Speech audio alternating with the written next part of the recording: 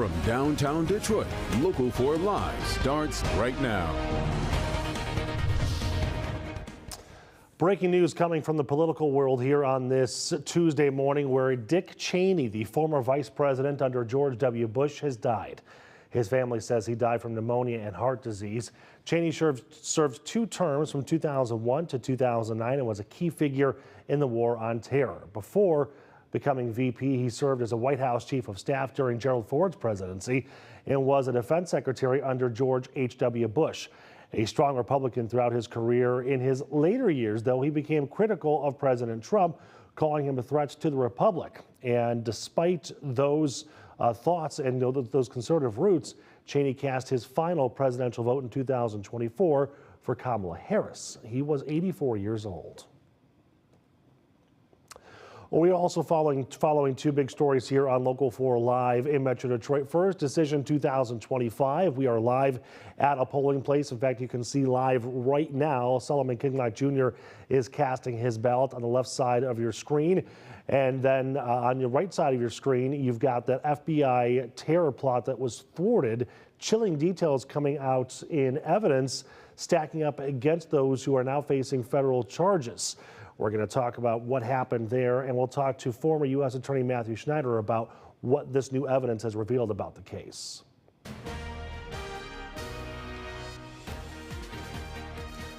Well, thank you for joining us for Local 4 Live. I'm Nick Monticelli. Plenty of conversations happening in the next 2 hours as we navigate Election Day here in Metro Detroit. You're going to hear from candidates running for mayor, Detroit mayor, and what young voters want in a leader, plus other big races throughout Metro Detroit. But first, again, we are starting in Detroit. Tonight, Detroiters will have a new leader for the first time since 2014.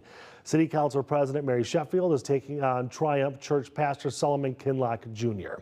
Let's get out to Priya Mann. She is at the Chrysler Elementary area on Lafayette. In fact, what we're looking at right now is the pastor voting as we speak. Priya, if you're there, this has been one of those moments that we have been waiting for in terms of Detroiters to see who is going to be elected. Yeah, that's right. I'm actually standing in the lobby while Reverend Solomon Kinloch casts his vote to keep it quiet inside of that polling place. But again, he is voting here at Chrysler Elementary. We're not far from Lafayette Park near downtown Detroit. And as you mentioned, this is going to be the first time in a dozen years where Detroiters will be electing a new mayor. The Reverend came here with his wife, walked in, came, showed their ID, and now he's casting his ballot. There's a lot of media here. He's recording, of course, this moment. We are going to see Mary Sheffield cast her ballot. That's going to be happening at 11 o'clock, just before the noon hour here, and we'll be watching for that. But right now here at Chrysler Elementary, Reverend Solomon Kinloch is casting his ballot. And you know, Detroiters have a lot on the ballot this year. They'll also be voting to fill 2 open seats on Detroit City Council and decide whether to re-elect or replace city council members in another pair of competitive district races.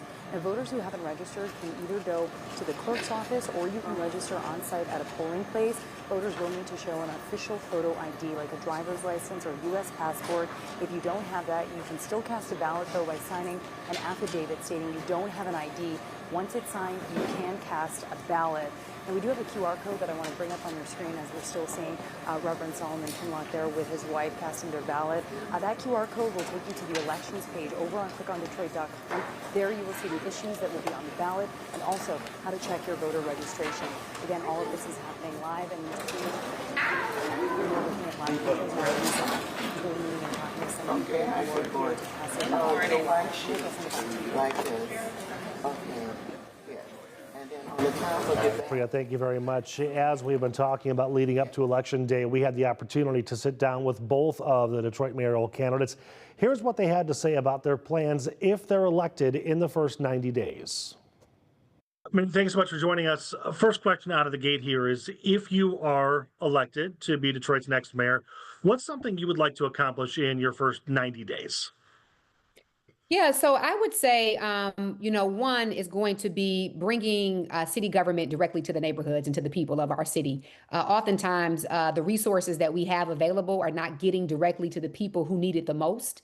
And so we have an idea of trying to, number one, improve city government and efficiencies around basic quality of life in city services, but also trying to bring ways to directly bring these opportunity hubs, or kind of like the old neighborhood city halls back into our neighborhoods, so that people can easily and accessibly reach out to various neighborhood departments and city departments that are the greatest need for our communities. In the first 90 days in office, if elected, what would you like to accomplish in those 90 days? First of all, reassure the citizens of the city that the continuity of services will continue, that their trash will continue to get picked up, that the lights, street lights will continue to be on, and that their 911 calls will be answered. The second thing we would do is making sure that we engage not just our local officials, elected officials and stakeholders, but also our state officials, and also spend some time in Washington to collaborate on how we can move the area forward. The second thing that we would do is make sure that we take an evaluation of our top leadership, because we don't want people to think just because we're transitioning leadership that we want everyone to transition out. We want people to take a new approach in order to deliver services and excellence for the residents of this city. And then convene a table of all of the stakeholders with our residents in order to make sure they're partnering in what the reimagining of Detroit look like. We don't want citizens to feel like they're afterthought. We want them to be the first thought. All right, coming up in the next half hour, you're going to hear what the candidates have to say about topics like affordable housing and how they are going to revitalize neighborhoods rather than just downtown Detroit. And be sure to join us for a special streaming election edition of Local 4 News starting at 10 o'clock tonight. We're going to have live updates from Detroit's mayoral race and break down the big issues across the metro area. Again, starting at 10 o'clock on Local 4 Plus and clickondetroit.com. And then even more coverage with the news starting at 11. Well, now to the other top story today, that foiled alleged terror plot in Metro Detroit. We are learning new details about that investigation from unsealed court documents. Two people are now formally charged, Mohamed Ali and Majid Mahmoud. Those documents reveal they were targeting LGBTQ plus friendly bars and clubs in Ferndale.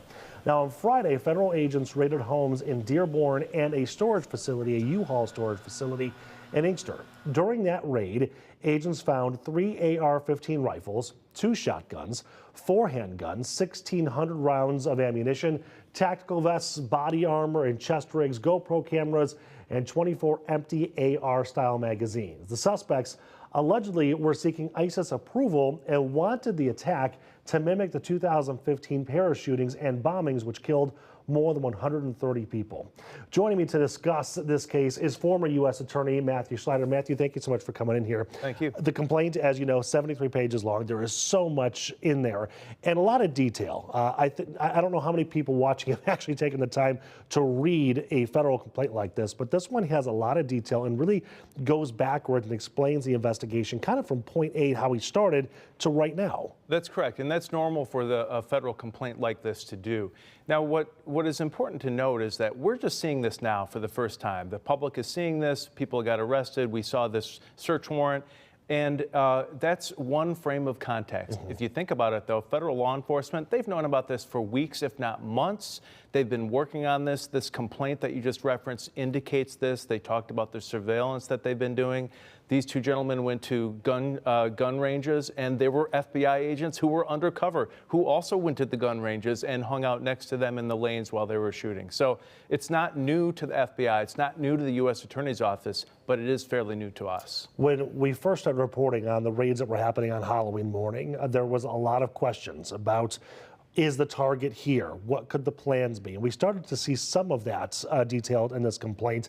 And I'm sure we will likely learn much more as this case progresses through the court system here at federal court. But yes, when you read those headlines, it's obviously very clear that the attack likely would have happened in Ferndale. Well, that is correct. That's what the complaint says. And this is also an issue of timing. So from a federal law enforcement perspective, they are thinking we need to act quickly in order to prevent a mass casualty event from happening. The other side of federal prosecution, the prosecutors are saying, well, let's not act too quickly, because if we delay, we could gather more evidence to be used at trial. So that's a dichotomy between the FBI and the U.S. Attorney's Office. And that sometimes if you act too fast, that's of course a benefit to the defense attorneys, because they could say there's not enough evidence here. This evidence doesn't point to my client, and therefore he should not be convicted. So as a former U.S. attorney, I know you've worked on hundreds of these cases, if not thousands, over your career. When you look at this and you look at the complaint, and going back to the last comment you just made, they were essentially forced to act on Halloween morning. I'm sure they would have liked to continue surveillance for much longer, but there was that conversation in there, them referring to acting on Pumpkin Day, which they presume was to be Halloween. So is it a safe assumption that they would have liked to keep surveilling but had to act? I think that's a very safe assumption, and I've seen that before. In fact, I've been in those debates with agents about when to do the takedown and wanting to wait or not. But that Pumpkin Day reference, it looks like that might be a reference to Halloween. And I think if this case goes to trial, you'll see expert witnesses testifying as to what that really means. That wasn't the only reference. There was Pumpkin Day, there was talk about martyrdom, jihad, those other types of things. They're not normal in our lexicon, but in a federal trial, you will see federal experts explaining this. And of course, you'll see defense attorneys saying, that's really not what that means. There are other things that explain it. Right. Looking at the actual charges, it is a federal charge, and there is a terrorism charge there related to the gun charges. Yes. But there's not a whole lot in there. And again, my presumption is that that's because they had to act quicker than they wanted to. That's correct, and that's also normal. When you file a federal complaint, that's just getting the facts on paper in order to have a detention hearing to try to detain the defendants and not release them on bond. And oftentimes, in these charges, you only bring one charge, and then 14 days later or so, you'll file an indictment containing many different charges. And we haven't really seen that authentic conspiracy to commit material support for a terrorism entity. You could actually see that in an indictment. You also see just people here who are over 18. There are people who are under age 18 who may have been involved in this. They can't be prosecuted in the federal system, and it's likely that those cases might be taken up in state court instead. When there are arrests at the local level, we know there is a window of time that you have to work with the suspects or defendants. Yes. Is it the same at the federal level, that you have to get something done, and maybe that's also why we're seeing just one charge of many? Yes, exactly. It's generally around 72 hours. Sometimes federal agents will hold their suspects in local jails so that to get around that rule. But nevertheless, that clock is ticking now. And now the defendants have a constitutional right to a speedy and public trial. And they could enforce that right. And they could say, we need this going fast because that's our constitutional right, and we demand it. So this is all going according to the plan of the court docket. This is all very normal, and we'll see the developments next when we see these detention hearings. So you've read every single page of both these complaints. Did anything jump out at you? Yes, what jumped out at me is what jumps out in some of these cases, which is the actual words of the defendants and what they said.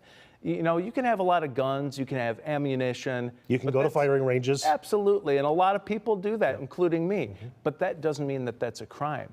But the government will have to put together that, plus their own statements, what these defendants were saying, plus the context, what they were posting on social media about ISIS, and the timing, and all of that circumstance. Some people call it circumstantial evidence. Well, if you add all that circumstantial evidence up, that can result in a federal conviction. You know, I had a conversation in the newsroom yesterday about this, and it's an interesting conversation because it seems intent gets harder and harder to prove, whether you're local or in federal courts. And horrifically, sometimes these cases are much easier to try after the attack has happened because all the evidence is in front of you. Luckily, the federal agents got this ahead of time, but now you have a much smaller pool of evidence to work with. Yes, that's correct, and we've seen that in other cases as well. What's important is when you go into the actual jury trial, if the defendants elect to have a jury trial, that this comes out to the jury pool and explains they're learning only the evidence that they see in court and only what is presented in front of them.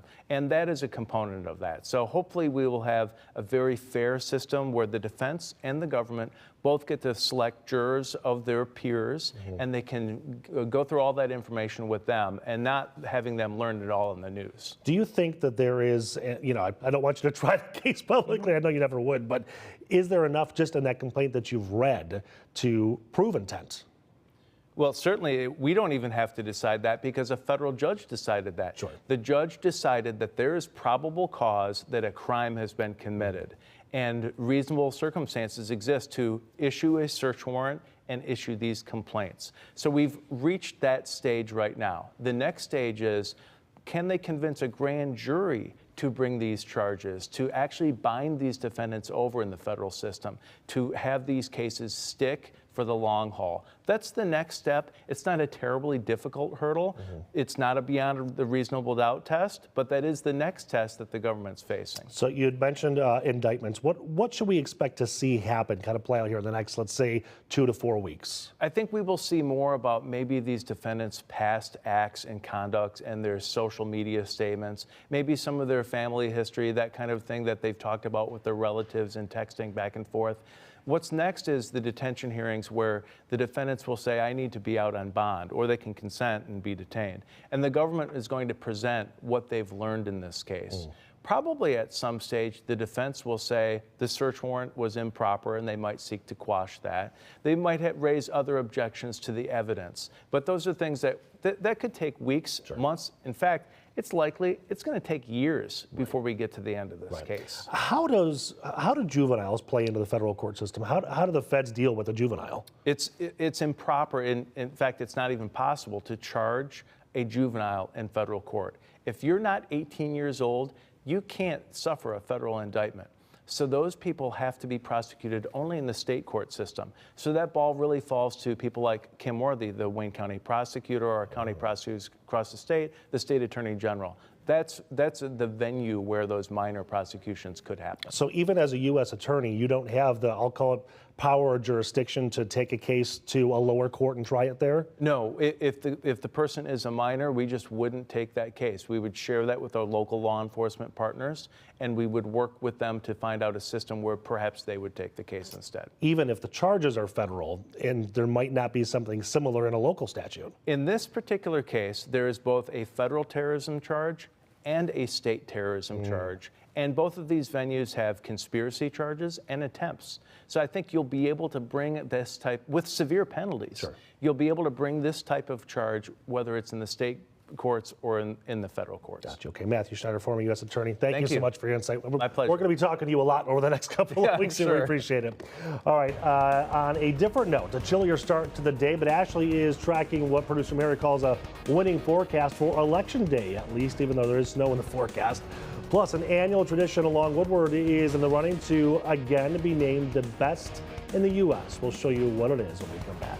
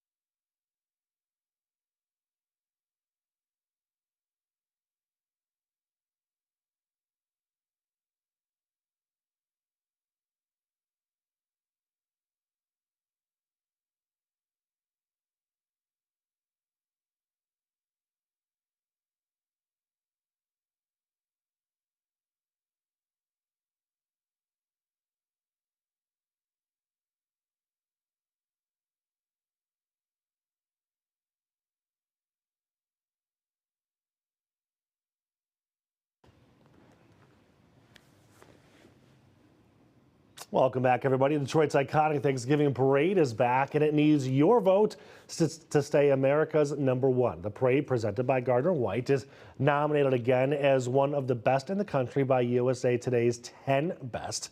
You can head to clickondetroit.com to vote, and you can do that every single day through December 1st. Also, of course, tune in to Local 4 Thanksgiving morning for America's Thanksgiving Parade presented by Gardner White. All the fun starts bright and early at 6 a.m. Ashley Barrissey and I together again. Oh, after reunited, a week and of it feels so good. reunited. I thought you were going to say, oh, speak for yourself. It Well, you know, was lonely in the weather office. it was lonely in the newsroom too. Yeah. There were some producers behind us that we could talk to every once in a while, but they don't like being on camera. Yeah. Producer Mary actually loves it. Yeah, I'm not even going to say anything, 'cause I know producer Mary's in there, and she is not happy with you. She's yelling at me right now. Okay, your forecast is seasonal.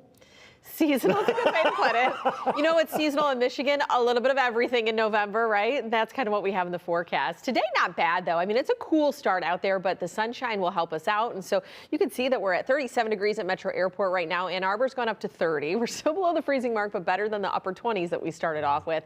45 in Lapeer and 39 down into Monroe. So your out the door forecast for the next few days, kind of the takeaways that you need to keep in mind. There's a spotty rain chance tomorrow, but I want to emphasize spotty. Most of us stay dry, but widespread rain will return by Friday. That's the day you're grabbing the umbrella. Cooler than average conditions working their way in this weekend. So you want to enjoy the above average conditions today and tomorrow while they last, because the cooler than average conditions could bring some snowflakes in the mix. So we'll look at two different models and how that's shaking out. As far as today, your election day forecast, upper 50s, right around 60, afternoon high. We'll call it a mix of sun and clouds as the day rolls on, but sunshine certainly winning out throughout the morning hours. We remain a bit breezy, not as gusty as yesterday, but the wind gusts between about 15 to 20 miles per hour. Sunsets tonight at 5:23, sunrise at 7:12. Isn't that like 5 o'clock sunset something? I mean, you're not used to it That's a quite problem, yet. Yeah, I'm like, oh, it feels like winter just because of the sunset. But I do want to show you that the supermoon will be viewable tonight. And so that's why I'm talking about the sunset, because right after sunset tonight, even tomorrow evening, you want to look towards the eastern sky. This is going to be the biggest and brightest supermoon of the year. So pretty spectacular. Tonight, clouds will start to increase. We are breezy, not as cold tonight, though, because of that cloud cover. As far as the spotty rain chance, it's just that. I mean, you blink and you miss it. So latest models just pulling in just a little light shower or two for tomorrow. Rest of us staying dry. It's really Friday. That's the widespread event that you see here. Could roll in as early as about 6, 7 a.m., last through the morning and out by mid-afternoon. That's a rain event. But check this out. This is Sunday. One model kind of overplaying the snow for sure, keeping that snow Sunday morning through midday and then pushing out of here. That might be a little overdone just because we do rise in the 40s above freezing. This one I think is probably going to be a little bit more spot on. It starts as rain come Saturday night. Will change over to snow in mid-Michigan. We get a little bit of that mixture before daybreak on Sunday, but then we'll see more of a mix going into the afternoon. And then those flurries, you see them coming off the lake. It's that time of year. You get those lake effect bands. Fall foliage. Last week we were at high color. Womp womp. This is the latest one that came in from Explore Fall today, putting the thumb past peak and right at peak in southeastern Michigan. I'd say most of the peak color is on the ground. Yeah, right. So we're counting down the days, 17 days until the tree lighting, 23 until Thanksgiving. And I guess we're going to be in the spirit with a few flakes flying. But no accumulation, right? As of right now, it's, we are still so many days out to lock into any kind of accumulation. I would say that first model could definitely, put a dusting on the ground, Right. but I don't want to talk totals yet because there's just still so much uncertainty with timing and precip type. Got it. All right. The scientist has spoken. Thanks, Ashley. When we come back, your decision 2024 edition of Local 4 Live 25. I said 24. Let's get the right year, shall we? Next, we are hearing from the candidates for Detroit Mayor, plus how young voters feel about the candidates when we come back.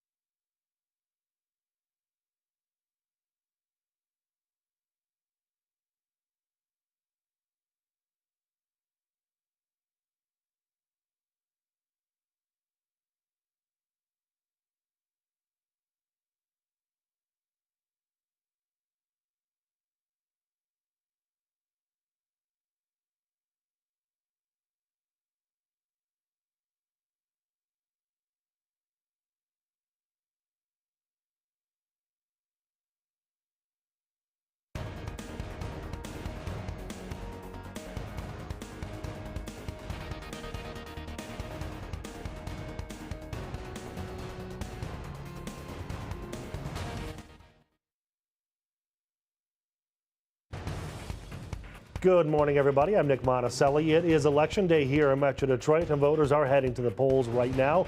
Detroit voters will decide between City Council President Mary Sheffield and Pastor Solomon Kinloch Jr. to become the city's next mayor. Hamtramck, Pontiac, Dearborn Heights, and Dearborn, Sterling Heights as well, also electing new mayors. You can find a full election guide on clickondetroit.com. The polls close at 8 o'clock tonight. And we have 90 more minutes of election coverage over on Local 4 Live. Coming up, you're going to hear from those Detroit mayoral candidates, and you're going to hear from a panel of young voters talking about their frustrations with the city and what they are looking for in their next mayor. Plus, a look at the other races across our area, including one in Dearborn that is looking to divide the city into different wards. Also, Ashley is coming back with a look at your forecast in just a few minutes. Keep it here with Local 4.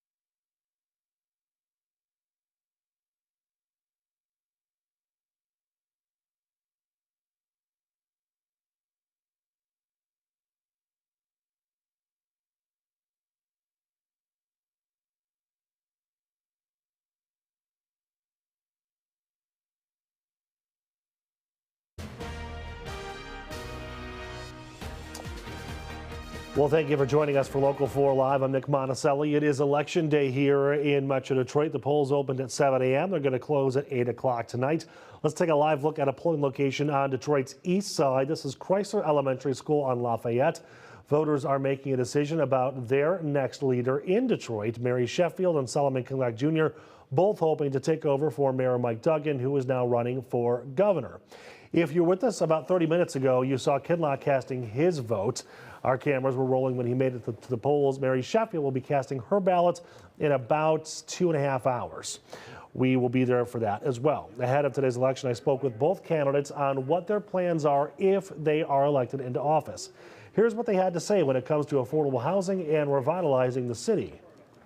There are, and I don't know how many, but lots of department heads. Yes, in the city of Detroit. exactly. Would you anticipate keeping most of them, replacing some of them? Do you have any thoughts that far down the road? I believe that we have some of the most gifted and talented individuals working in our administration. I believe that there are opportunities for those that have been working to see elevation and to see a promotion. And we would certainly look at ways that we can do that. But we also want to continue to be very attractive for other talent that's in the area or outside the area to come and be a part of what we believe can happen here in the city of Detroit. You mentioned convening a table. There has been so much discussion about the growth and the longevity of the city of Detroit. Yes. As you saw in the latest poll, Yes. a lot of people are happy with what's Yes. happening in Detroit. Yes. But that's a lot of conversations focused on the downtown core and not necessarily the suburbs Yes. and the neighborhoods. What would you do to try to bring everybody, every Detroiter to the Exactly. table to see some of that prosperity? And Nick, I'm glad you brought up that, because no one is suggesting that there are not good things happening in the city of Detroit. We're just saying that it's not good enough because it's not inclusive enough.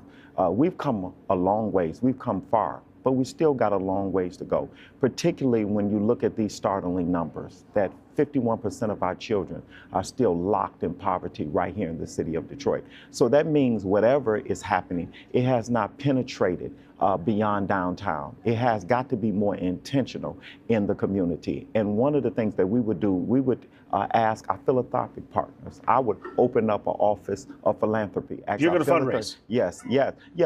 The money is already on the table.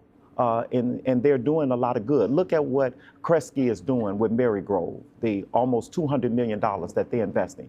The money is already on the table. What we would do is make sure that we're coordinating those efforts so we can work collaboratively and collectively in order to make sure that we're not just doing good, but the good that we're doing is actually doing some good.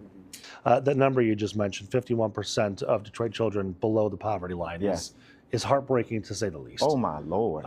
How do we solve that? What can you do to try to boost up these families and these children so they are not living in poverty?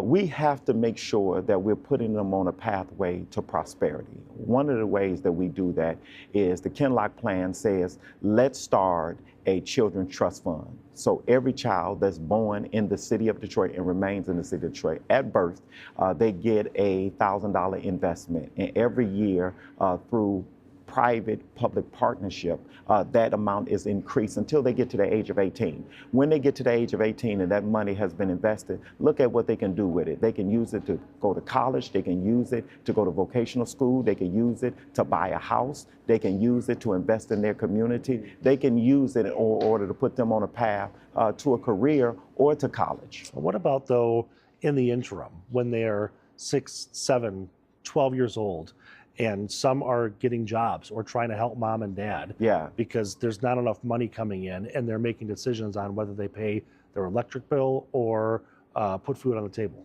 Well, what we have to do is make sure that we're leveraging our resources in the city in order to make sure that their parents are in a place where they can participate in equitable jobs. We have great industries that are already in the city of Detroit. We got to make sure that we're doing a better job with skilled trades programs, with apprenticeship programs, with partnership with the school and partnerships with the universities and colleges to make sure that we're training our workforce. Development is going on all around us in the city of Detroit. Why are not more of us participating? And we have got to make sure that we're intentional about making sure that we're connecting our citizens to those opportunities and not just have corporations and big developers pay fine because they say we don't have an adequate prepared force. Your housing and affordability plan is aggressive. You're calling for 10,000 affordable units right off the bat. How? Right now, all we got to do is continue to do what we see already happening. Look at what Brinker and Tobias Harris are doing with Kresge. They have come up with an affordable model. We have to find an affordable model. We have to change the type of model we use so that we can afford to build it so that when we are selling it to the residents of the city, they can afford it. How can you call it affordable housing if the people in the city can't afford to buy it? And then we have to intensify our down payment assistance program. That is one of the greatest obstacles for putting people on a pathway to building generational wealth. And we will continue to partner with our financial institutions in order to create models for that. But also we'll cut the red tape at City Hall that makes it so cumbersome for people to want to even do development. And that's an administrative function that the mayor can intensely and intentionally do something about. There's been this long-standing conversation about downtown Detroit and then the rest of Detroit. I know you've had a long conversation about trying to kind of bridge that gap a little bit. What would you like to see happen to see the neighborhoods thrive as much as downtown has? Yeah, well, I believe that this is the number one focus of my administration is how we now create economic development vibrancy and walkability into every neighborhood of this city. And what I would like to focus on is neighborhood stabilization. That is one, continuing to eliminate blight throughout Detroit, ensuring that we're holding vacant and slumlords accountable who are contributing to that blight within our communities, but then also ensuring that we're providing funding for neighborhood beautification efforts and for home repair efforts throughout our city so that we can ensure that we are contributing to the rehabilitation of our communities. I also believe that we have a lot of vacant land in our neighborhoods, and so we should be proactively looking at ways that we can develop affordable housing, building infill housing on those vacant lots and land throughout our neighborhoods as well. And then lastly, I would say we have to bring more amenities, whether it's grocery stores, coffee shops, restaurants, daycare centers, whatever the needs of our communities are, we have to be proactive and aggressive at attracting those type of uses in our communities. And so we'll be focusing in on activating our commercial corridors to bring that vibrancy and that retail back into our neighborhoods. I know a lot of your campaign, you've also talked about affordable housing. Can you give us some bullet points on exactly what your targets are and how you're going to pay for it? Yeah. So I believe that every resident in this city deserves access to safe, quality, affordable housing. And one, we are going to ensure that what we define as affordable is actually affordable for those who need it most. And the way that we do that is we have to create programs and incentives like the pilot program that I've already approved and sponsored, which has created to date over 2,500 new affordable units. And we have 6,000 pending units that are forthcoming. And so we will continue to build affordable housing. We will expand the Housing Trust Fund, which I authored and created in Detroit, which provides funding to developers who are actually trying to build low-income housing in the city of Detroit.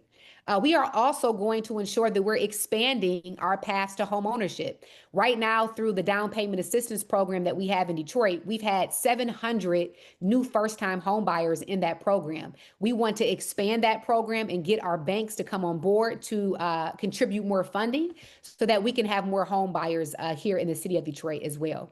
And then lastly, we want to ensure that we're building housing for all income levels and for all stages of life.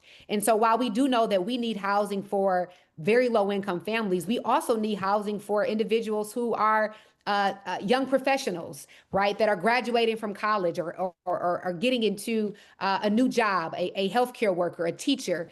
We need workforce housing. We need senior housing. And so we want to be very intentional about ensuring that we're actually meeting the needs of all of the housing that is needed here in the city of Detroit. Which also then dovetails into my next question about jobs and economic growth. That's been a huge conversation throughout this entire race and how you can bring more jobs to the city of Detroit. So again, what are your bullet points? Yeah, so as it relates to economic growth, bringing more jobs to Detroit, one is going to be how are we cultivating an environment by making Detroit the best place in America to start a business and to bring an industry here. And in order to do that, we have to ensure that we are cutting red tape, making regulations as easy as possible or reducing regulations and fostering a business-friendly environment so that it's easier to start and grow a business in Detroit. Secondly, we have to reduce property taxes in Detroit. It is a huge burden to both residents and businesses being successful. And so we're going to continue to focus on driving structural property tax reform. And then I think the most important here is that we have to continue to invest in our people, in our workforce, in order for us to bring jobs here and in order for Detroiters to get the jobs that are already here. We have to ensure that we're investing in proper workforce development programs, that we have more pipelines through schools and through our colleges and our employers to prepare our residents for the jobs of today and the jobs of tomorrow. Property taxes are reduced, though. That means less revenue for the city.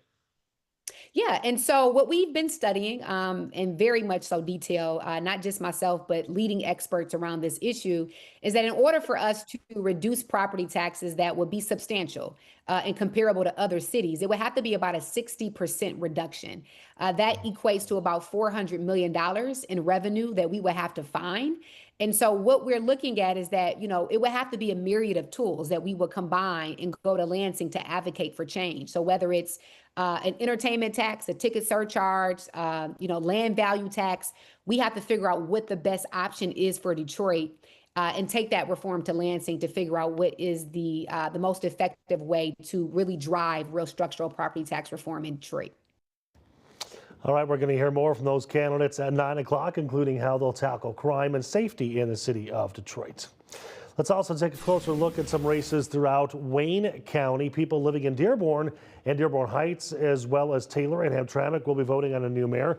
In Hamtramck, voters will also be weighing in on the city council. The current city council is at the center of a lot of controversy, with multiple investigations underway. City councils and commissions are also up for votes in Westland, Taylor, Plymouth, and in Livonia. There's also Proposal 1 in Dearborn. This proposal would split the city into 7 wards with 1 council member for each district. It also adds 2 at-large seats, making the council 9 members total. Instead of the top vote getters becoming president and pro tem, the council itself would choose who fills those roles. Supporters say this change will finally give underserved areas better representation and fairer access to resources.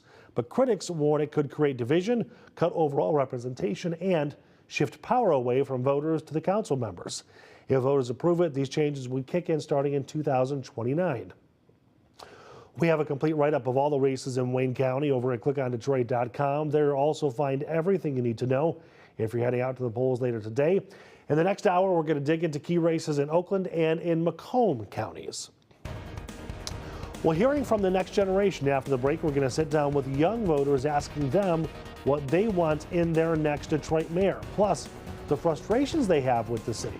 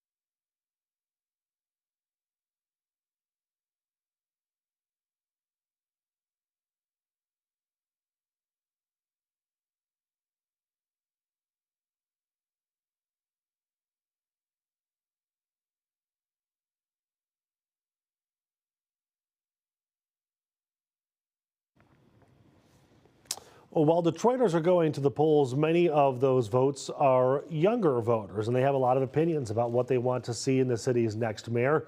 We talked to a group of Gen Z voters, and we got them together to discuss those topics. And to be honest, a lot of them are frustrated, and they want more to be done when a new leader takes over. Here's that conversation. When you compare Detroit to other large metro cities for their transportation, public transportation, and what they offer, we have made some improvements, but I mean, nowhere near what it should be. How key is transportation for you and your generation and attracting your generation? I think it's essential, in all honesty. But I also not to be a pessimist, but I don't think public transportation will ever be reliable in the city of Detroit, because we are the motor city and we are the staple for Ford, GM, and Chrysler. They need, in order for them to make money, somebody gotta buy their cars, or even just the insurance rates is just exponentially high for just no reason in the city of Detroit. And so that's why it's so crazy, because I was talking to someone about this. I'm like, Detroit probably would never be a New York or a Chicago when it comes to transportation, because it's a money grab, in all honesty. I think that it should be a priority. Transportation should be a priority because it's tied to affordability and cost of living. We're kind of all in that age range where we probably want to start buying a home and starting a family and those type of things. But Detroit, the cost of living is rising every single year. And she mentioned disproportionately to salaries. Yeah. And she mentioned the part about car insurance. Think about, can the average 25-year-old in Detroit afford a 1-bedroom apartment in Midtown and have a car here while paying Detroit insurance car insurance rates? That's all tied to the cost of living, and transportation is a part of that. So you have to think about that when you're trying to retain or attract young talent, because that's an idea. People kind of offset, they go to New York, the high rent. I don't have to have a car, so it's not too bad. But in Detroit, I got high rent and high car insurance rates. It's unattractive to someone that wants to start to build a foundation here. I have sensed, and maybe I'm wrong, but I've sensed a little bit of frustration when we talk about what government and how government supports you. Do you all kind of feel that way, that no matter who is in that office, the city of Detroit is not there for you?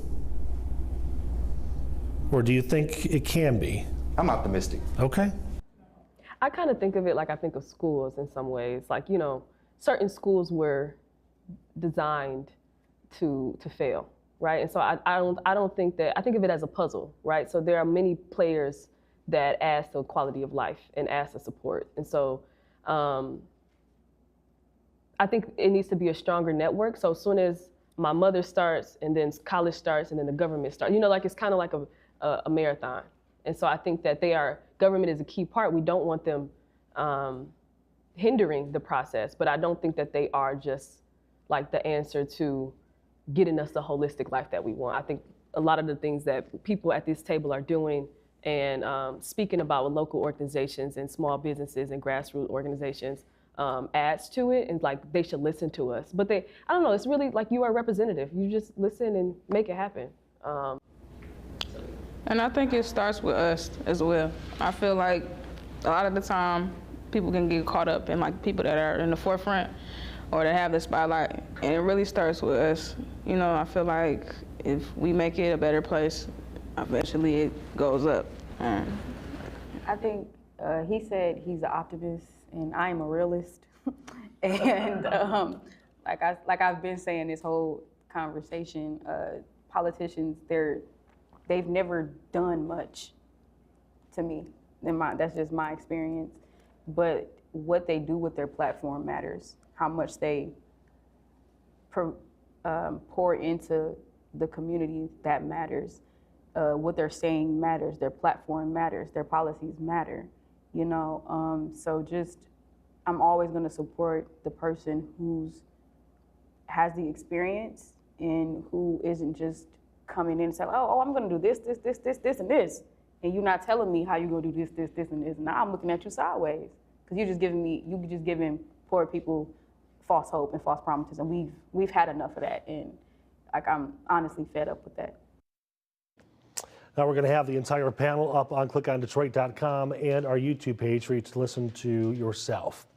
Be sure to join us tonight at 10 o'clock for a special streaming election edition of Local 4 News. We're going to have live updates from Detroit's mayoral race and break down the big issues across the metro. Tune in at 10 o'clock on Local 4 Plus and clickondetroit.com, and then stay with us for the news starting at 11 o'clock. We're going to come back in just a minute with your headlines, including a man learning his fate over a sextortion scheme that led to a teen taking his own life. Plus, the city of Detroit looking for volunteers as more people utilize food banks because of the SNAP benefits pause.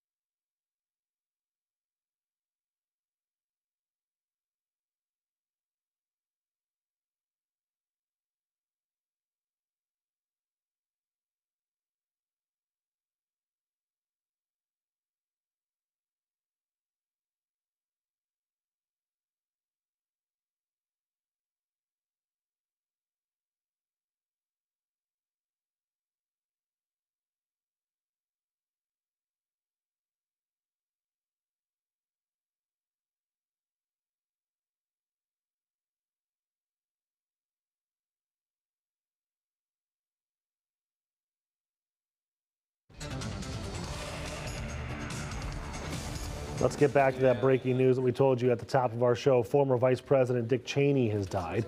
The former Vice President served under President George W. Bush for 2 terms between 2001 and 2009. Cheney was known as a chief architect of war in Iraq following the 9/11 terrorist attacks. His family issued a statement saying he died from pneumonia and heart disease. He was 84 years old. We're going to learn more about his life and time serving the U.S. in the 9 o'clock hour of Local 4 Live. The Trump administration will provide partial SNAP benefits for November, but families will not see their bridge cards reloaded immediately. In the meantime, Detroit is launching a webpage today with info on food distribution with a map showing food distribution sites. Mayor Mike Duggan is urging people to volunteer at about 100 food pantries across Detroit. And happening today, another man will be sentenced in that sextortion scheme that pushed Marquette teen Jordan DeMay to take his own life. In 2022, DeMay was blackmailed by Nigerian men pretending to be teen girls, threatening to share explicit photos of him online. Jonathan Green helped extort nearly $180,000 from victims, including Jordan. He pleaded guilty in April and is facing sentencing this afternoon. DTE is looking to fast-track approval for new data centers, and it's pushing state regulators to skip public hearings. This is all centered around a new data center in Saline. The project is linked to tech giants OpenAI and Oracle. DTE says the center will lower costs for homeowners, but the exact savings are unclear. The catch, DTE can't actually cut rates without the Public Service Commission's okay. Well, a winning day in the forecast if you like what's happening. Plus, later this week could be even better if you like a word that begins with S and ends with no.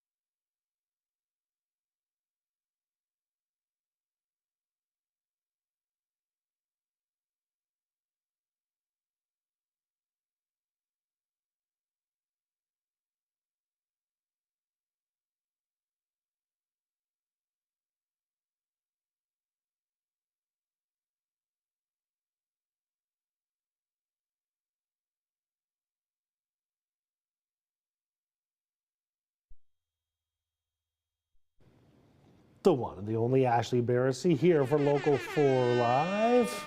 Yes, I love the 8 o'clock hour. You guys are the best. Okay, looking at your forecast, it is what it is. You know, you can take the glass half full or glass half empty approach.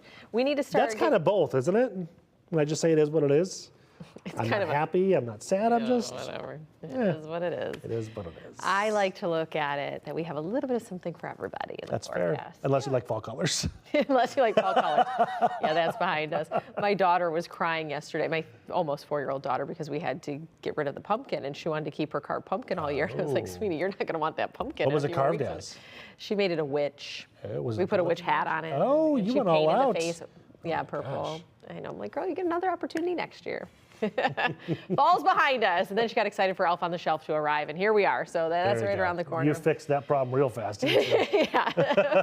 43 degrees right now at City Airport, 30 in Ann Arbor, 43 in Port Huron, and 35 in Adrian. When we're talking temperatures below the freezing mark in Ann Arbor, I mean, you are starting to feel like we're making that shift out of fall towards winter. We're not officially there yet, but we're in that November season for sure. Clear skies. You'll take the sunshine this time of year when you can get it. That's for sure. We know that winter gray is right around the corner. A few more clouds can mix in as the day rolls on, but overall, I'd call it mostly sunny.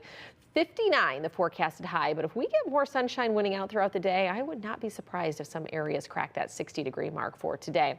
Today's winds Still a little breezy, not as gusty as what we had on tap yesterday. We were clocking gusts yesterday upward of 30 miles per hour. Today, I think those gusts are in that 15 to 20 mile per hour range.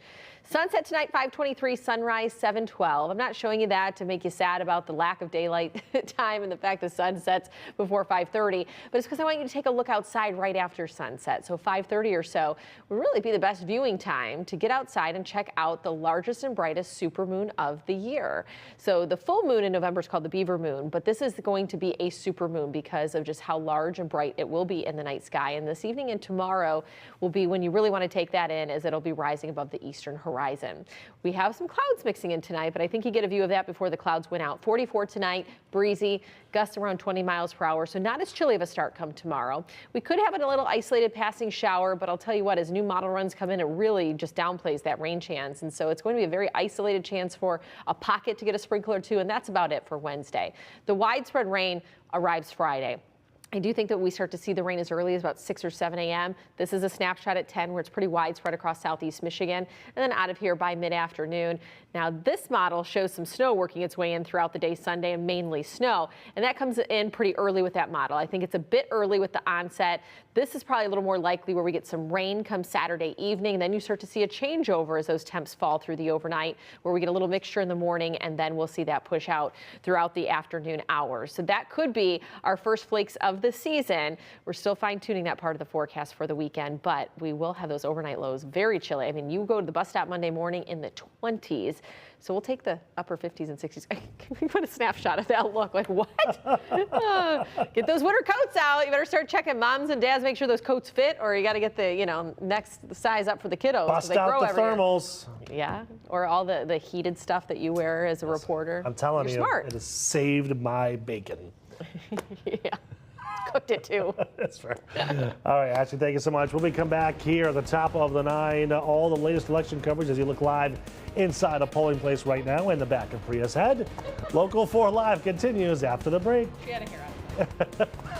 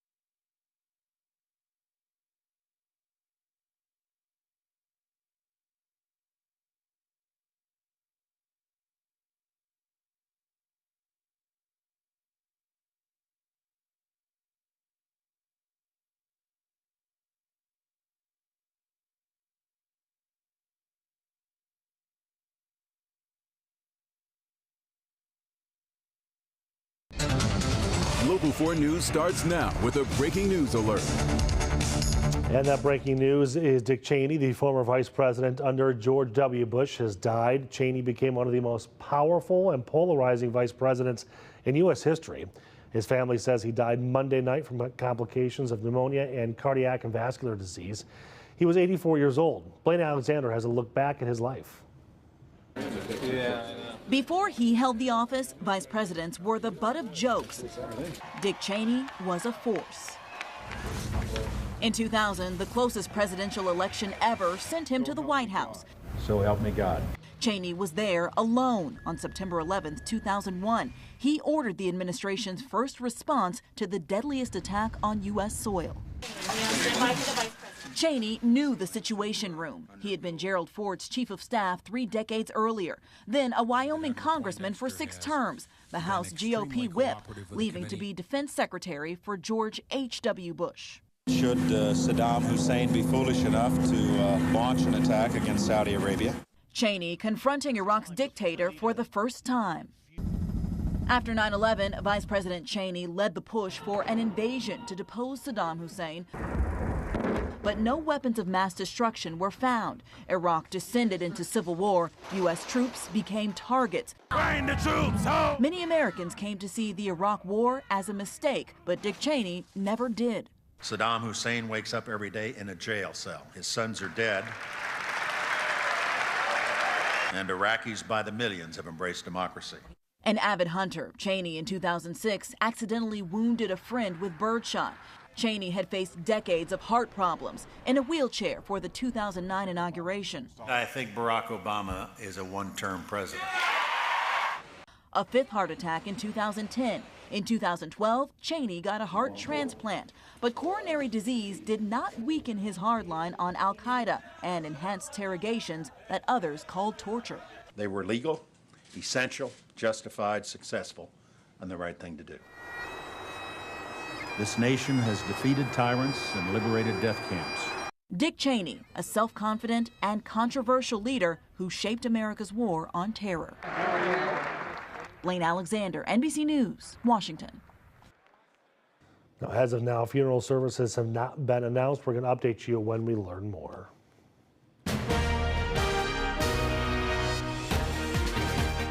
All right, let's get to some of your Election Day coverage here on Local 4 Live. We're going to start at the polls in the city of Detroit. This is one of the most consequential election days in Detroit for some time.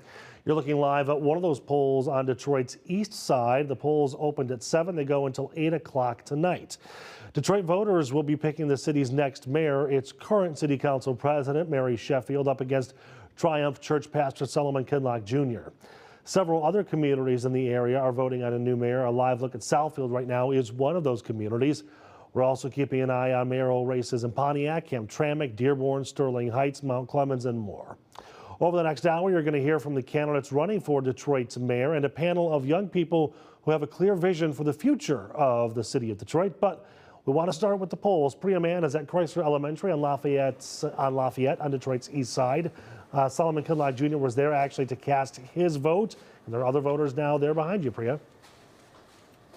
Hey, good morning, Nick. Yeah, 36 people have cast their vote here at this polling location. We're at Chrysler Elementary, as you mentioned. Just moments ago, Reverend Solomon Kinlock Jr. and his wife both walked through the doors here. Both of them cast their ballots. They were the 14th and 15th people to vote here at Chrysler Elementary. Take a listen to what Reverend Solomon Kinlock Jr. had to say just moments after he cast his ballot.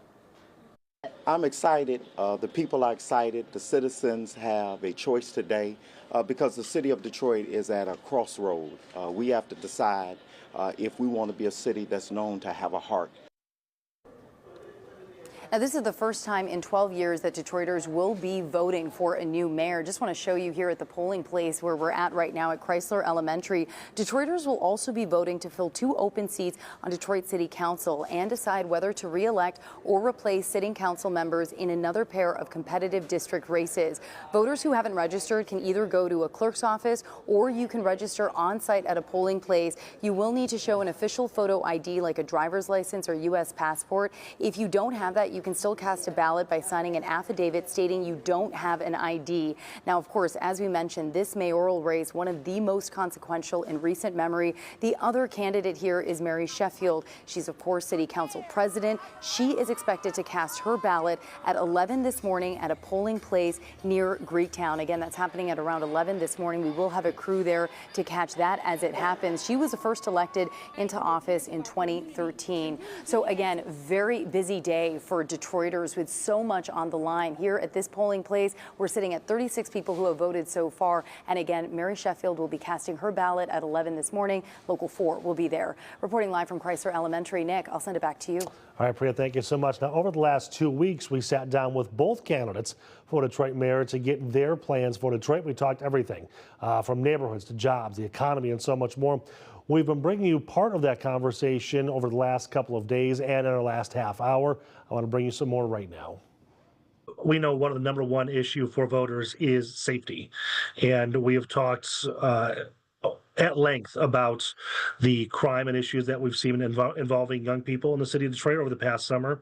What would you like to see happen, or what can you do to reduce crime, and especially crimes involving our young ones? Yeah, so I'm very excited to be able to launch the city's first ever Office of Gun Violence Prevention. And this office really addresses public safety and gun violence from a holistic standpoint. It partners with law enforcement, giving them the tools and the resources and technology that they need, but it also really uplifts the groundwork, the connecting our young people with the resources, providing more funding for youth programming and services. And I think that is what is needed in Detroit when we talk about youth violence. We cannot police our way out of it. We have to ensure that there's proper investment in our young people, from year-round employment opportunities to mentoring, into proper training. And of course, we want to ensure that we're employing and getting our youth in good paying jobs as well. And so my approach will be a partnership rooted in strong relationships with the law enforcement, but also with our community violence intervention work that is on the ground doing the work as well. I'm assuming you've had conversations with Chief Bedison about that? Yeah, we've had very, very intense conversations. In fact, he was at the table several conversations last year when we talked about creating this office. He's in full support of an Office of Gun Violence Prevention. And again, we are going to tackle public safety holistically. We will use all angles and all approaches that will allow us to continue to drive crime down, get guns out of the hands of those who are not responsible, and also ensure that we're cracking down on gang violence as well, too, which we oftentimes see when it comes to youth violence in Detroit. Right. On the subject of youth is education. I know that, graduation rates, absenteeism is not the issue of the city mayor, but I'm assuming that that's something you'd like to take a look at and see what you can do.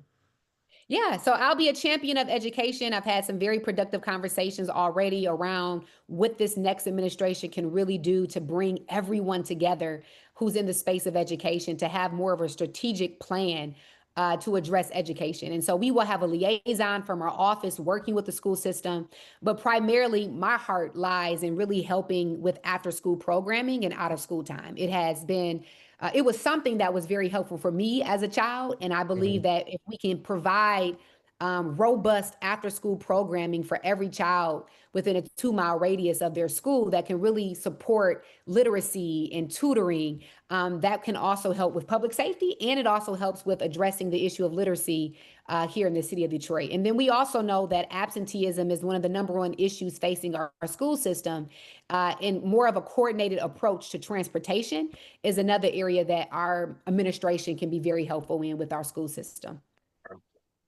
Let's talk about the infrastructure of Detroit. There are areas that look beautiful and have been rehabbed, but some that we still have crumbling bridges and other issues. What are your plans in terms of A, finding the funding to fix that infrastructure, and B, implement it so we can start to rebuild some of these crumbling issues? Yeah, well, we are going to continue to aggressively seek federal and state funding. In this last budget that was recently approved by the state, the city did get a nice share of funding that will support not just our roads, but also transit, which was a good win for Detroit. So we will continue to aggressively pursue that funding. We will also continue to explore different ways that we can diversify our revenue. So if we look at other cities, for example, that have maybe a half penny tax, they dedicate that funding to infrastructure, into transit, into public safety. And so we will be very innovative in how we diversify our revenues, and have the leading economists come in and explore, here are some different ways that we can diversify our revenues, that we can identify for additional funding for infrastructure. But I will say that we will continue to prioritize infrastructure in our existing budget, and we will also lean to any of our corporate and private sector entities that would like to step in and support in that regard. And then lastly, I would say, because of our increased bond rating that we have with the city, we do have the ability to bond if we need to, whether that's for housing or for infrastructure, and we can do it at a pretty good rate because the city council has been very diligent in being fiscally responsible. So that also is an option if we need to explore at some point in time. In terms of public safety, Detroit has gotten better. Yes. Right? You look at the numbers. But you look at this past summer, and it doesn't look great, especially with crimes and gun violence involving our children. How do you try to solve that issue, knowing that a lot of the problems just start with very basic things about gun control and locking them up in a safe? And it's a spike, Nick, over 30% just this summer alone.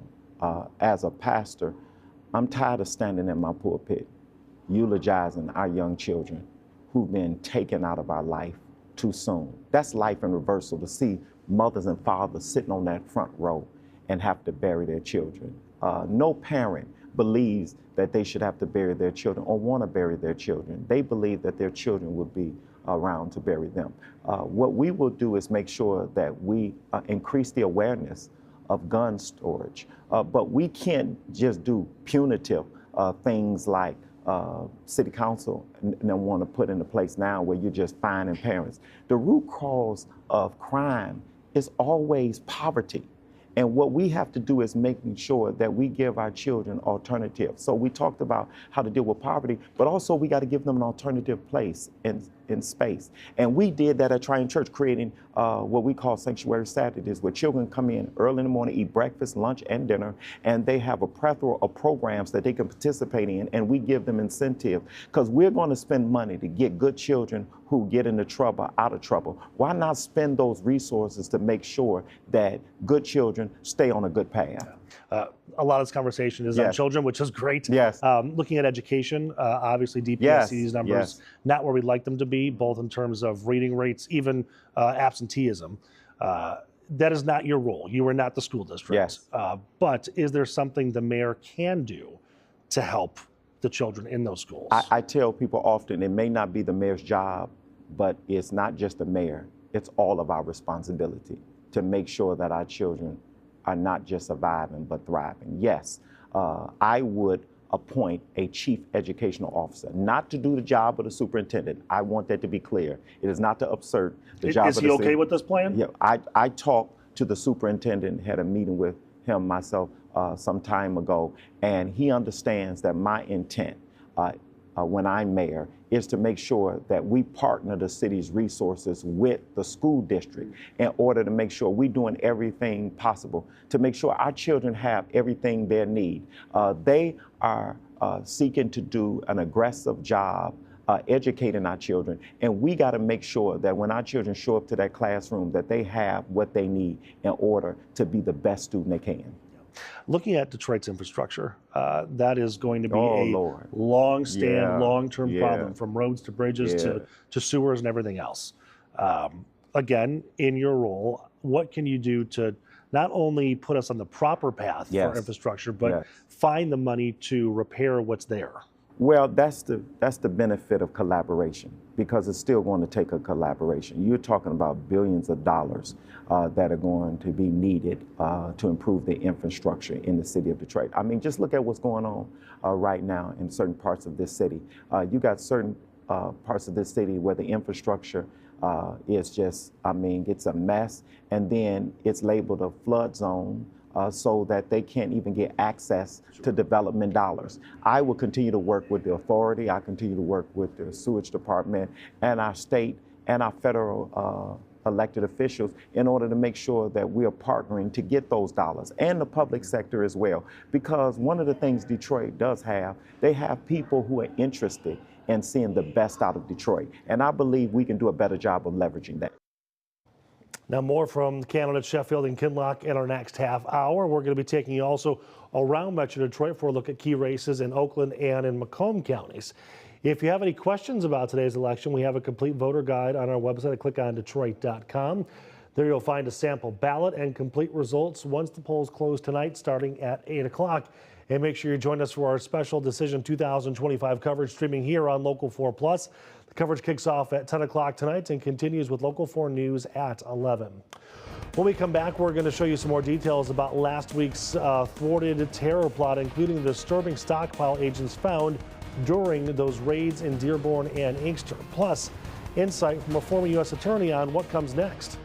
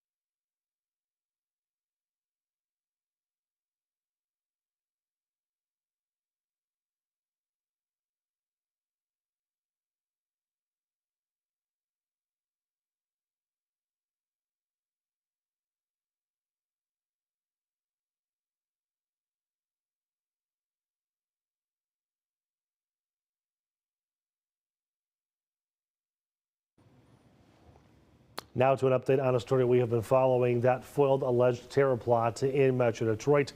We are learning new details about that investigation from unsealed court documents. Two people now formally charged, Mohammed Ali and Majid Mahmoud. Those documents reveal they were targeting LGBTQ plus friendly bars and clubs in Ferndale. On Friday, federal agents raided homes in Dearborn and a storage facility in Inkster. During that raid, agents found 3 AR-15 rifles, 2 shotguns, 4 handguns, roughly 1,600 rounds of ammunition, tactical vests, body armor and chest rigs, GoPro cameras, 24 empty AR-style magazines, and more.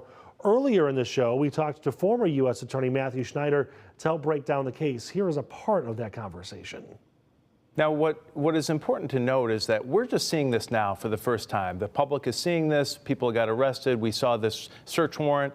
And that's one frame of context. If you think about it, though, federal law enforcement, they've known about this for weeks, if not months.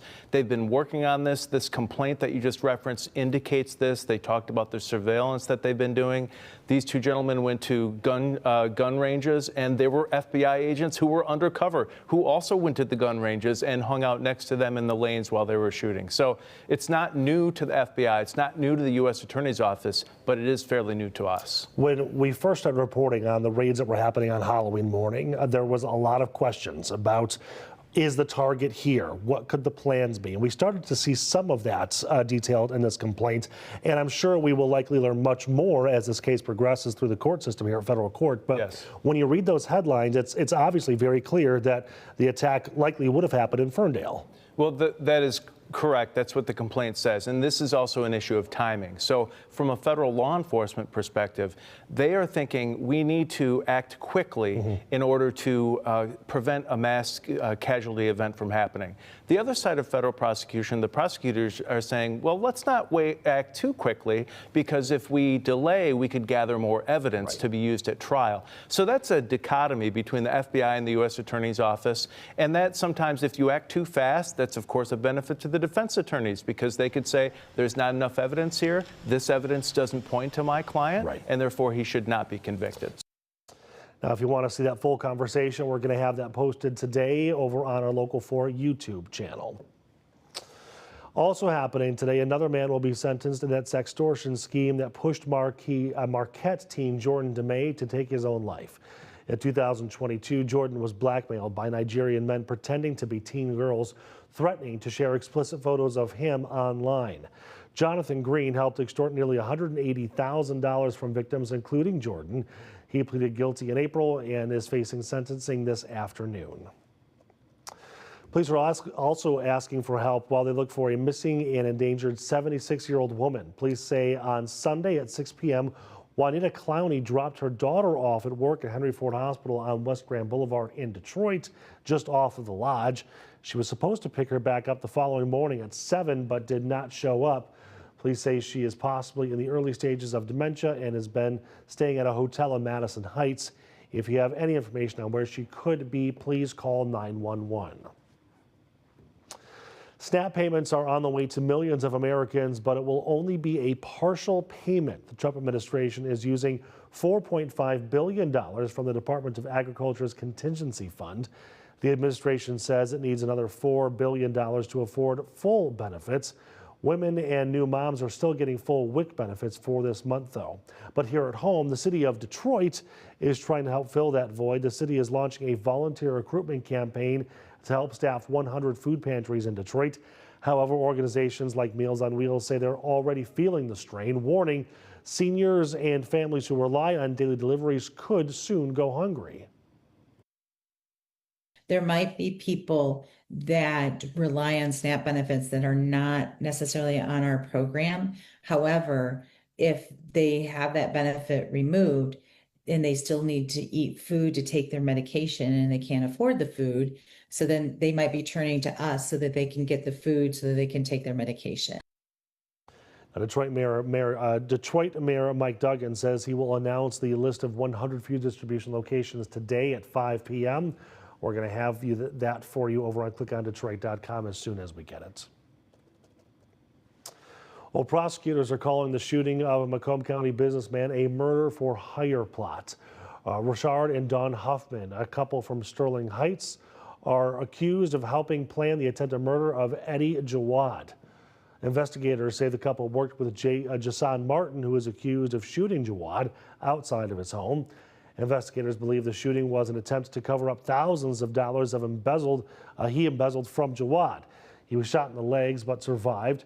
Police say even more charges could be coming as well. When we come back, our Decision 2025 coverage continues, and the focus now turning to Oakland County from Southfield to Pontiac. Voters are making big choices about their city's futures. We're going to break down those matchups and other key races in the area.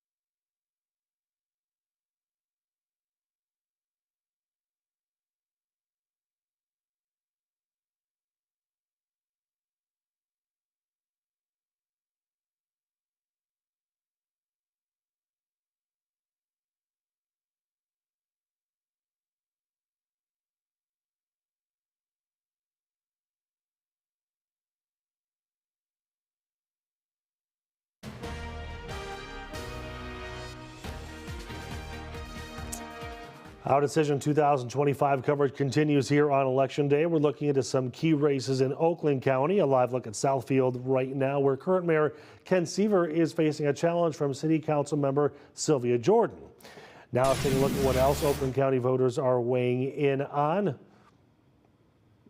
Pontiac also choosing a new mayor. City Council President Mike McGinnis is going up against former City Councilman Kermit Williams. And the communities of Royal Oak, Clawson, Farmington Hills, Hazel Park, Madison Heights, and Walled Lake are also choosing their next mayor. All right, all of that known, and it looks pretty sunny outside right now as we transition to our forecast. Ashley says it's a pretty good day for Election Day, but later on in the week it gets colder and there might be snow. Hey, Ash. Now, forewarned weather with Exact Track 4D. Well, let's go ahead and take a look at the rest of the day, this election day, with pretty much winning weather in the forecast. Little breezy, but topping out on either side of 60 this afternoon. Mix of sun and clouds. So we are trending above average. Low 50s is where we should be at this point in November. Looking at our sunset and sunrise times, because I feel like we're all still kind of adjusting, but sunset at 5:23 tonight with your sun rising tomorrow at 7:12. Now this 5:23 time is relevant because I want you to take a look outside after sunset. Just after sunset, you might be able to take in the largest and brightest supermoon of the year. So typically the full moon in November is called the beaver moon, but this is going to be a supermoon with the best viewing time being this evening, even tomorrow evening, shortly after sunset when it rises above the eastern horizon. So look off to the east and hopefully we'll get a good look at that before the clouds roll in tonight, because we are forecasting mostly cloudy skies through the overnight. Breezy 44 for the overnight low with those gusts around 20 miles per hour. We have a slight chance for rain tomorrow. Most of us will dodge this. The bigger rainmaker arrives Friday, but it is worth mentioning that if you're in our northern communities, you could get clipped with a couple little isolated sprinkles by tomorrow afternoon. So partly sunny skies on tap for your Wednesday with just that isolated chance after about 1 o'clock in the afternoon. And if you are farther south, you will be dodging that rain.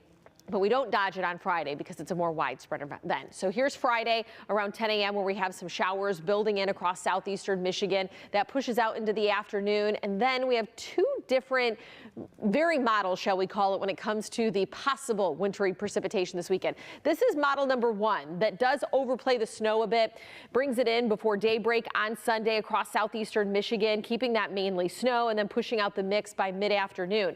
Just so you know, the temperature profile could keep us around freezing in the morning, but we should be rising in the 40s. So I do think that overplays the snow just a bit at this point. However, let's show you what the second model pans out with this wintry mix. And so we start to see the rain rolling in come Saturday evening. We'll have more snow in mid-Michigan by the time we get to Sunday morning. And then that snow will kind of change over to a mix in southeastern Michigan by Sunday afternoon. So we still are days out to really lock in to whether or not we're going to see snow or a rain-snow mix and how the timing will pan out. But it is worth mentioning that our first measurable snow, a tenth of an inch or less, or more, I should say, at Metro Airport averages at November 16th. So we're getting close to that date. Quick fall foliage report. Last week, we had moderate to high color across southeastern Michigan. We're getting new data in from Explore Fall today and puts a good chunk of southeastern Michigan at peak, but up into the thumb past peak. And you know, a lot of those leaves are already at the surface and you have to do some raking from all the wind. We're 17 days away from the tree lighting, 23 till Thanksgiving, 51 till Christmas, and 58 days until New Year's Day. 7-day forecast, warmest days tomorrow. We fall 10 degrees Thursday, and then we have those chances for precipitation heading into the weekend. All right, Ashley, thank you so much. When we come back, we are going to look again at those Detroit mayoral races, and also we're going to look at what the Detroit youth are interested in as they are looking to see who their next Detroit mayor is going to be. You're also going to hear from both candidates as they make their final pitch to voters in this election on Election Day.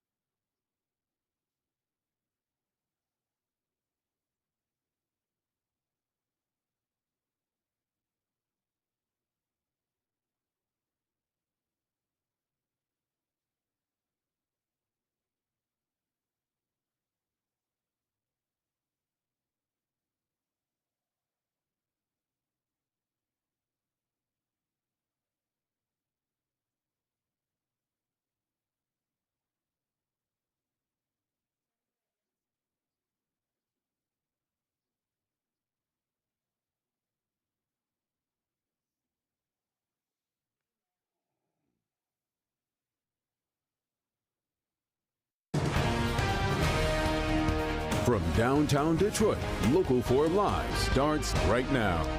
And welcome back to Local 4 Live. I'm Nick Monticelli. Thank you so much for watching. We're going to start our Decision 2025 coverage this half hour by taking you live into one polling place here in Detroit. This is Chrysler Elementary School on Lafayette, where Solomon Kinlock Jr. just voted in Detroit's mayoral race. You can see not a whole lot of activity there. It appears one person currently casting their ballot. We had a historically low voter turnout in the primary election. Hopefully those numbers turn around here in this election as we look to see who the next mayor in Detroit is going to be, but also in Hamtramck, Dearborn, Southfield, Pontiac, and so much more.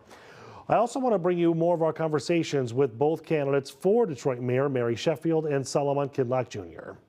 I want to ask you about equity, inclusion, and particularly DEI initiatives. There's been a lot of conversation with our current administration at the federal level about whether they're effective or not. What's your stance on them? We have to make sure that we give people equal playing field at the end of the day. All of us didn't start off in the same place. Nick, I grew up in Detroit. I grew up on the west side of Detroit where, you know, we had no running water. We had no operating utilities. I lived in a house that would be considered abandoned and dilapidated. I remember I almost got taken from my parents because of the condition of the housing we lived in. And so everyone don't start off in the same place. But we got to make sure that the residents in this city and in this country that want an opportunity, as the record says, to pursue happiness in their own individual way, are giving those resources. And at the end of the day, nobody's asking for a handout. We're just asking for you to give us some help so we can become the best of who we are. I'm sure you saw the poll that came out recently. Currently, your competitor, Mary Sheffield, at 64%, you at 14%. What are your thoughts on what those Well, I numbers are? always ask the question, who are you talking to? Because I'm out here talking to thousands of people every day. And the people I'm talking to, when we look at a poll, remember, it's only a fraction of people, 500 over a very short period of time. But I'm out here talking to thousands of Detroiters every day. And the thousands of Detroiters that I talk to every day are not included in those polls. They are individuals that understand the crisis that they face. Just think about this for a moment. When you look at more than half of the children in poverty, are we really saying, and do we really want people to believe that the majority of the people that's in poverty is saying that they okay with the direction this city is going when it's not inclusive of them? The people I'm talking to don't feel like they are included, and that's the reason I got in this race, because I need the people of this city to understand, if you don't vote, if you don't get engaged, you'll let a few people make decisions for you, and it won't include you. Yeah, I have two more questions for you. The first one is about voter turnout. It has not been great in the city of Detroit. What would you say to voters right now who are considering whether or not to go to the ballot box on election day? They have, or absentee, or whatever you're going to do, because you can do it 100 ways now. Well, not to vote is to vote, because when you don't vote, you are actually allowing your non-vote in order to give an advantage to seeing what's happening that you don't want to happen. And that's why I got in the race, because our people need to be inspired. There has not been an intentional get out the vote campaign in our area for a long time. You got more than 80% of the constituency that did not participate in the primary. We have got to change that. When you see an uptick in voter engagement, you start seeing revolutionary and radical changes.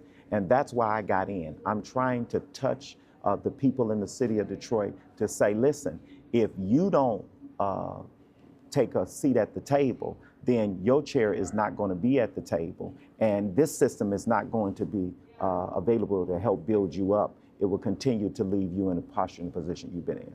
I'm going to give you 60 seconds here, kind of a closing statement. Why Kinlock? Kinlock has been rocking for the people in the city of Detroit for 27 years. Look at what I've done at Triumph Church. I took a church from less than 100 people to more than 40,000 families. We weren't asked to do it, but we distributed 10,000 laptops. We fed thousands of people in our community. We set up campuses across the metropolitan area, did collaboration and cooperations with our citizens. If I could do that as a senior pastor of Triumph Church in 27 years, just think about what creativity I can do if I became the next mayor of the city of Detroit. Okay, Robert. Thank you, Nick. Good I luck appreciate on you. November 4th. Thank you. I appreciate you. Much transportation in terms of absenteeism for the schools, but public transit as a whole. What would you like to see public transit become in Detroit and for Detroit in the next, let's say, 5 to 10 years? So a world-class city needs world-class transit. And I think first and foremost, my number one goal is to ensure that those who ride our public transportation system are able to get to where they need to be in a timely fashion. That is the most pressing need. Yes, I have larger goals around regional transit. I would love to explore expanding the People Mover or expanding our M1 rail. But the most immediate need in Detroit is how can people get to and from where they need to go in a timely manner. And so that would be my number one objective, is to figure out how we properly pay our bus drivers, how we get more buses on the streets, and how we enhance our current service. In addition to that, we've been exploring different ways to supplement our public transportation with things like micro transit and shuttles that we can have within Detroit that will get our residents to where they need to go in an efficient time. But overall, yes, I would love to have a regional approach, working with our regional partners to look at a broader plan for regional transportation here in Detroit. Well, we have a few minutes left, so I'll try to kind of get through these last ones quickly here.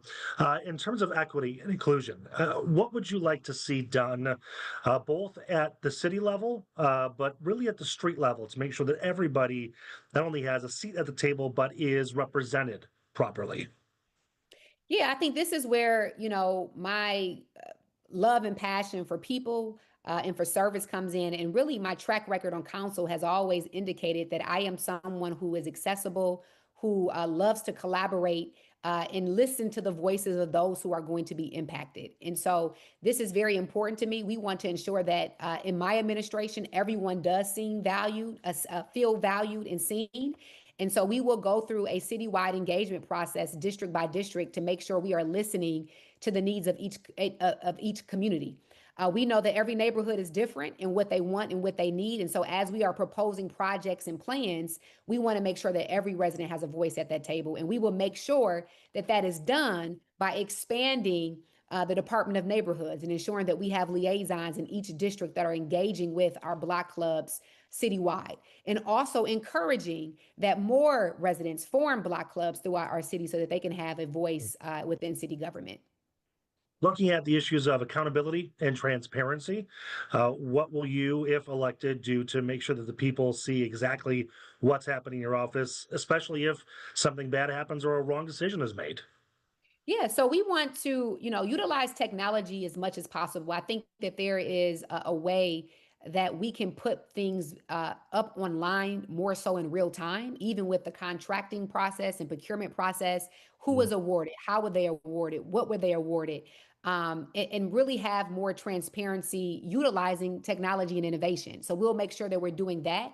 And as much as we can, we want to ensure that consistently we are reporting out to our community and to residents in real time the decisions that are being made. But more importantly, we want residents to be a part of that decision-making process. So we will always remain accountable and accessible as much as possible, and always looking at best practices at ways that we can implement better reform in that regard as well. Yeah. Last question for you. In a minute, if you can, voters are going to be at the polls very soon. Why Mary Sheffield for mayor? Mary Sheffield has been here with you, Detroit, on the front lines, working alongside you over the last 12 years to improve the quality of life for this city.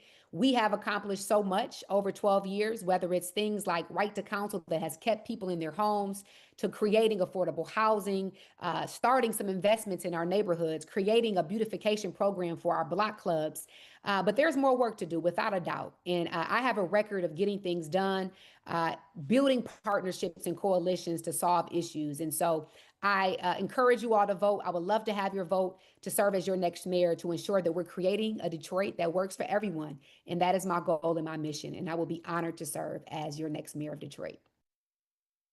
Well, we have posted the full interviews with Mary Sheffield and Solomon Kinlock Jr. on clickondetroit.com and Local 4's YouTube channel. And make sure you join us for our special Decision 2025 coverage streaming here on Local 4 Plus, kicking off at 10 o'clock and then continuing with Local 4 News at 11. Well, coming up with that coverage, we're going to hear from Detroit's youngest voters, a group of Gen Zers speaking out about what they want to see from the city of Detroit and the next leader.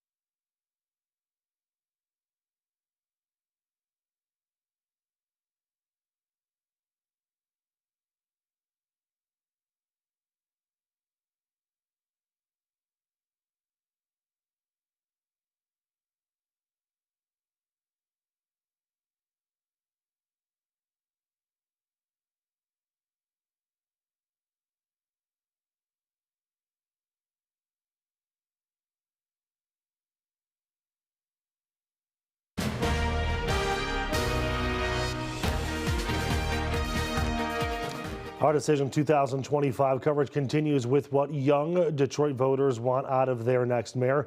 I sat down with a group of Gen Zers to talk about the issues important to them. Take a listen.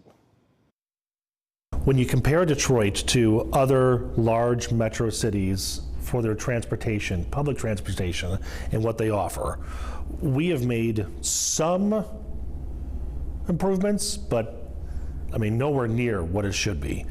How key is transportation for you and your generation and attracting your generation? I think it's essential in all honesty. But I also not to be a pessimist, but I don't think public transportation will ever be reliable in the city of Detroit because we are the motor city and we are the staple for Ford, GM, and Chrysler. They need, in order for them to make money, somebody gotta buy their cars. Or even just the insurance rates, it's just exponentially high for just no reason in the city of Detroit. And so that's why it's so crazy because I was talking to someone about this. I'm like, Detroit probably would never be a New York or a Chicago when it comes to transportation because it's a money grab, in all honesty. I think that it should be a priority. Transportation should be a priority because it's tied to affordability and cost of living. We're kind of all in that age range where we probably want to start buying a home and starting a family and those type of things. But Detroit, the cost of living is rising every single year. And she mentioned disproportionately to salaries. Yeah. And she mentioned the part about car insurance. Think about, can the average 25-year-old in Detroit afford a one-bedroom apartment in Midtown and have a car here while paying Detroit insurance car insurance rates? That's all tied to the cost of living, and transportation is a part of that. So you have to think about that when you're trying to retain or attract young talent, because that's an idea. People kind of offset. They go to New York, the high rent. I don't have to have a car, so it's not too bad. But in Detroit, I got high rent and high car insurance rates. It's unattractive to someone that wants to start to build a foundation here. I have sensed, and maybe I'm wrong, but I've sensed a little bit of frustration when we talk about what government and how government supports you. Do you all kind of feel that way, that no matter who is in that office, the city of Detroit is not there for you? Or do you think it can be? I'm optimistic. Okay. I kind of think of it like I think of schools in some ways. Certain schools were designed to fail. right? And so I don't think that, I think of it as a puzzle, right? So there are many players that add to quality of life and add to support. And so I think it needs to be a stronger network. So as soon as my mother starts, and then college starts, and then the government starts, like it's kind of like a marathon. And so I think that government is a key part. We don't want them hindering the process, but I don't think that they are just like the answer to getting us the holistic life that we want. I think a lot of the things that people at this table are doing and speaking about with local organizations and small businesses and grassroots organizations adds to it, and like they should listen to us. But I don't know, it's really like you are a representative. You just listen and make it happen. And I think it starts with us as well. I feel like a lot of the time people can get caught up in like people that are in the forefront or that have the spotlight, and it really starts with us. I feel like if we make it a better place, eventually it goes up. I think he said he's an optimist and I'm a realist. And like I've been saying this whole conversation, politicians, they've never done much to me. That's just my experience. But what they do with their platform matters. How much they pour into the community, that matters. What they're saying matters. Their platform matters. Their policies matter. So I'm always going to support the person who's has the experience and who isn't just coming in and saying, oh, I'm going to do this, and this. And you're not telling me how you're going to do this, and this. Now I'm looking at you sideways because you're just giving poor people false hope and false promises. And we've had enough of that. And like, I'm honestly fed up with that. So yeah, just the more they pour into these organizations, into these communities, it will be all right. I think that ultimately, like, democracy is Latin for the people rule. And civics and politicians, this entire system is entirely reflective of how much the people engage with it. And I think that there are definitely some barriers to engagement, whether they be de facto or de jure. But the more people come together and engage, the more that we get out with it, the more that we get out of it. And right now, it's a positive feedback loop with the more that you engage, the more it's already supporting you, the less that you even really care. And then the less that you engage, the less that it's supporting you, the less that you believe is possible. And it's so difficult to believe that something might be possible when you are seeing what is real. Like, you can, like, it's reinforced every day. This is my life. This is possible. I don't know if I can win. I don't know if I can change things, but I know that this is possible. I know that my life is possible. And transforming from what I know is possible to what I really hope, that's a really difficult motivator. Show of hands, how many of you plan to vote next Tuesday? All right, very cool. Well, you can watch that full conversation right now over on Local 4's YouTube page. Well, Ashley said the word snow in her forecast today. We're going to tell you when you could see some first flakes of the season. And from the mayor's seat in Mount Clemens to key votes in Sterling Heights and more, we're going to break down what's at stake as we head to Macomb County for our Decision 2025 coverage when we come back.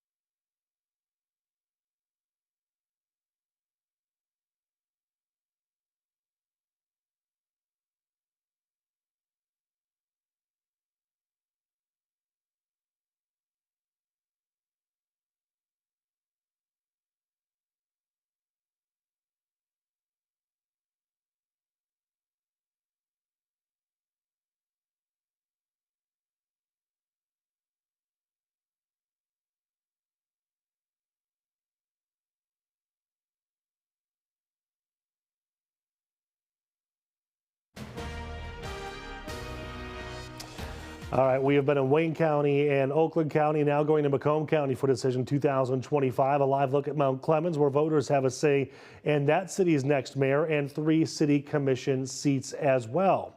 Now, let's check out what else people are voting on in Macomb County. People in New Baltimore and Sterling Heights also have mayoral races on the ballot. In Warren, voters will decide whether to continue a millage that supports the police and the fire departments. Now, looking at a look at your forecast here on this Election Day Tuesday, a pretty blue sky out there. It's actually a good day for Election Day. It's the rest of the week that starts to get colder and maybe some snow. Hey, Ash. Now, forewarned weather with Exact Track 4D. Well, let's go ahead and take a look at the rest of the day, this election day, with pretty much winning weather in the forecast. Little breezy, but topping out on either side of 60 this afternoon. Mix of sun and clouds. So we are trending above average. Low 50s is where we should be at this point in November. Looking at our sunset and sunrise times, because I feel like we're all still kind of adjusting. But sunset at 5:23 tonight, with your sun rising tomorrow at 7:12. Now, this 5:23 time is relevant because I want you to take a look outside after sunset. Just after sunset, you might be able to take in the largest and brightest supermoon of the year. So typically the full moon in November is called the beaver moon, but this is going to be a supermoon, with the best viewing time being this evening, even tomorrow evening, shortly after sunset, when it rises above the eastern horizon. So look off to the east, and hopefully we'll get a good look at that before the clouds roll in tonight, because we are forecasting mostly cloudy skies through the overnight. Breezy, 44 for the overnight low, with those gusts around 20 miles per hour. We have a slight chance for rain tomorrow. Most of us will dodge this. The bigger rainmaker arrives Friday, but it is worth mentioning that if you're in our northern communities, you could get clipped with a couple little isolated sprinkles by tomorrow afternoon. So partly sunny skies on tap for your Wednesday, with just that isolated chance after about 1 o'clock in the afternoon. And if you are farther south, you will be dodging that rain. But we don't dodge it on Friday because it's a more widespread event. So here's Friday around 10 a.m. where we have some showers building in across southeastern Michigan. That pushes out into the afternoon. And then we have 2 different varying models, shall we call it, when it comes to the possible wintry precipitation this weekend. This is model number 1 that does overplay the snow a bit, brings it in before daybreak on Sunday across southeastern Michigan, keeping that mainly snow and then pushing out the mix by mid-afternoon. Just so you know, the temperature profile could keep us around freezing in the morning, but we should be rising in the 40s. So I do think that overplays the snow just a bit at this point. However, let's show you what the second model pans out with this wintry mix. And so we start to see the rain rolling in come Saturday evening.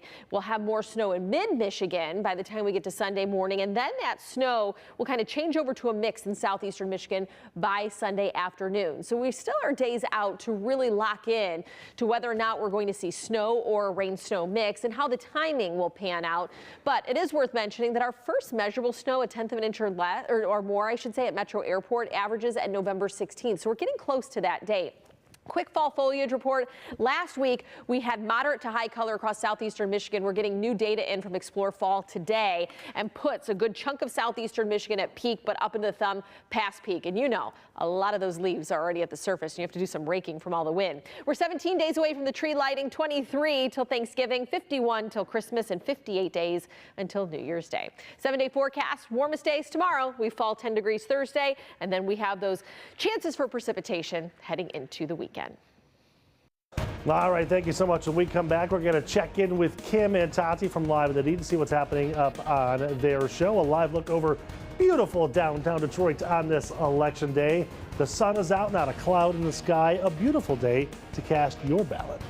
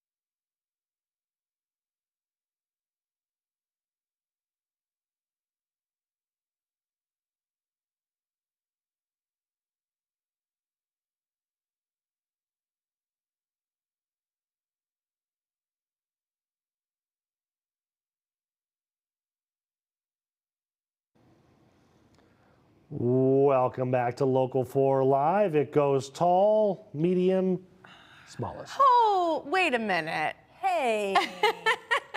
Remember when you tried to say that you were 5'4.5"? First of all, Kimmy, I did. I was like, how tall are you? She goes, 4.5. Let's be You real. are, I mean, you are really stretching out those tippy toes, by the way. And I have like You look these on point sneakers. shoes. I have hokas Yeah, she's on. got like Those are like platforms in your They are. sneakers, too. They All right, so are. you're cheating, basically. We want a little height in our lives. Look at, we definitely don't bring the height, but we bring the fun on Live in the D. What's coming up?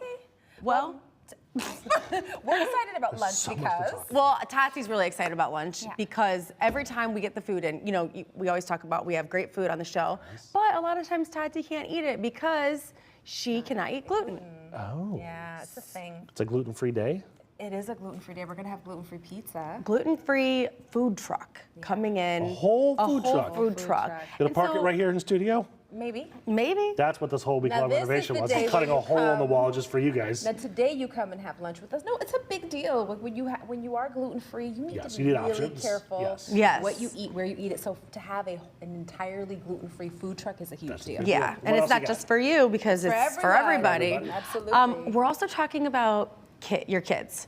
Not your kids What they specifically. do now. So let me ask you this: do they talk back to you? Oh, you know what's funny? Not to me, but to their mother. Oh, I hate that for you guys. Because when dad is in the Yeah. house, no one is messing around. But we're going to talk about two celebrities whose kids talk back, and they're happy about it. They Yeah, I don't know about all like that. that they're raising kids to talk back. Who is this?